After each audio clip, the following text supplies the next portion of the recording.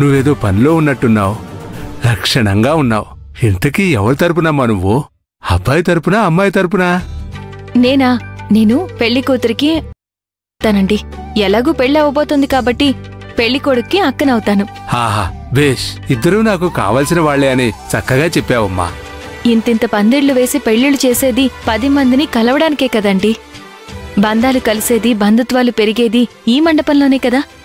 చాలా చక్కగా చెప్పావమ్మా. ఇంతకీ నీ పేరేంటమ్మా? భూమి. ఆహా, చక్కటి పేరు. నేనెవరి తాలూకో అడిగారు, మీరెవరి తాలూకో చెప్పలేదు. నేను నీలాగేనమ్మా, అందరి తాలూకా. జ్యోతిష్యం చెప్తూ ఉంటాను. ఓ అవునా? అవునమ్మా. నీకో విషయం తెలుసా? అసలు జరుగుతుందో లేదో అనుకున్న ఈ పెళ్లి నా వల్లే జరుగుతుంది. మీ వల్ల అవుతుందా? మీ వల్ల జరగడం ఏంటండి? ఏంటమ్మా అందరూ అయిన వాళ్లే అంటున్నావు? ఏవీ తెలియనట్టు మాట్లాడుతున్నావు? అబ్బాయికి చాలా పెద్ద సమస్య ఉంది కదా.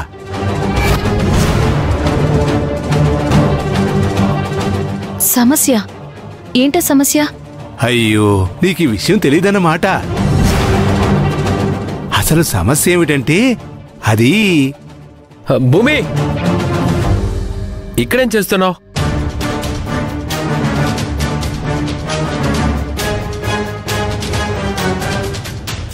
ఏమైంది మాధవ్?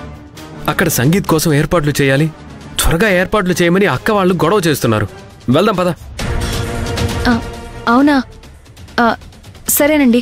అక్కడ పెళ్లికొడుకు గదుంది, అక్కడే పిన్నిగారున్నారు, వెళ్ళండి. అలాగేనమ్మా. మాధవ్, ఈరోజు సంగీత్లో అరవింద్ శౌర్య బాగా డాన్స్ చేయాలి. అరవింద్ కంటే మనం చెప్పాల్సిన పనిలేదు. శౌర్యకి నాకంటే నువ్వు చెప్తేనే బాగుంటుంది. పెళ్లికూతురు పెళ్లికొడుకు కాబట్టి సంగీత్లో వాళ్ళు ఎలాగూ డాన్స్ చేస్తారు. వాళ్ళిద్దరే డాన్స్ చేస్తే ఏం బాగుంటుంది? సంగీత్ అన్న తర్వాత అందరం డాన్స్ చేయాలి, మనిద్దరం కూడా. మనిద్దరమా? నాకు కుదరదు. అవతల నాకు చాలా పనులున్నాయి. అన్నయ్య మనసు బాలేదు కాబట్టి అన్ని పనులు నేనే చేయాల్సి వస్తుంది. అన్ని పనులు అంటే సంగీత్ కూడా అందులో ఒక పనే కదా. కుదరదు, చెయ్యను అంటే ఎలా? నాతో కలిసి నువ్వు డాన్స్ చేయాల్సిందే. ఏదో 2 స్టెప్పులు వేయడానికి మళ్ళీ డాన్స్ అని పేరెందుకు? నా వల్ల కాదులే భూమి. నువ్వు బాగా డాన్స్ చేస్తావు, నాకు తెలుసు. పెళ్లి కళ అంటే ఏంటి? అందరూ నవ్వుతూ సరదాగా ఆడుతూ పాడుతూ ఉంటే అదే కదా కళ. పని చేస్తూ కూర్చుంటే రేపు ఫోటోల్లో మనం ఉండం. మనకి ఈ పెళ్లి జ్ఞాపకాలు ఉండవు. కాబట్టి మనం పని చెయ్యాలి. ప్రతి చోటు మనం కనిపిస్తూ ఉండాలి. నువ్వు రానంటే కుదరదు, వస్తున్నావు అంతే. సరే, ముందు వెళ్ళి ఏర్పాట్లు చేద్దాం పద.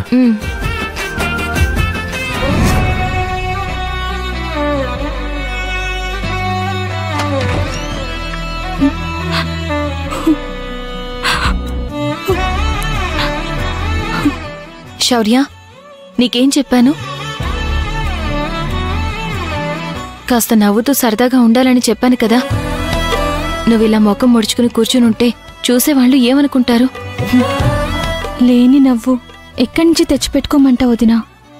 లేకపోవడానికి కారణం నువ్వు. పిచ్చి పిచ్చి ఆలోచనలతో నీ నవ్వుని నువ్వు దూరం చేసుకుని ఎవరో చేసినట్టు మాట్లాడతావే. సరే పద, ప్రీ వెడ్డింగ్ షూట్కి వెళ్దాం పద. వదినా, మనసేం బాలేదు. ఇప్పుడు ఇవన్నీ ఎందుకు? పెళ్ళన్న తర్వాత pre wedding shoot, reception, sangeet అన్నీ ఉంటాయి. నలుగురితో కలిసి చక్కగా నవ్వుతూ ఉండాలి. పెళ్లి అనేది అందరి కోసం అందరితో కలిసి చేసుకునే వేడుక. పీటల మీద కూర్చోల్సింది నీకే ఇష్టం లేదు అంటే మిగిలిన వాళ్ళు ఏమనుకుంటారు? నీకోసం కాకపోయినా నలుగురు కోసం రావాలి. రా. అది కాదు వదినా. శౌర్య, మళ్ళీ మళ్ళీ నాతో అదే మాట చెప్పించుకోవాలని చూడకు. ఈ సమయంలో నువ్విలా ప్రవర్తించడం కరెక్ట్ కాదు. ఇక్కడుండి పిచ్చి పిచ్చి ఆలోచనలు చేసే కంటే అక్కడికి వెళ్తే కనీసం మైండ్ అన్నా డైవర్ట్ అవుతుంది. వెళ్దాం పద. పద శౌర్య, పద.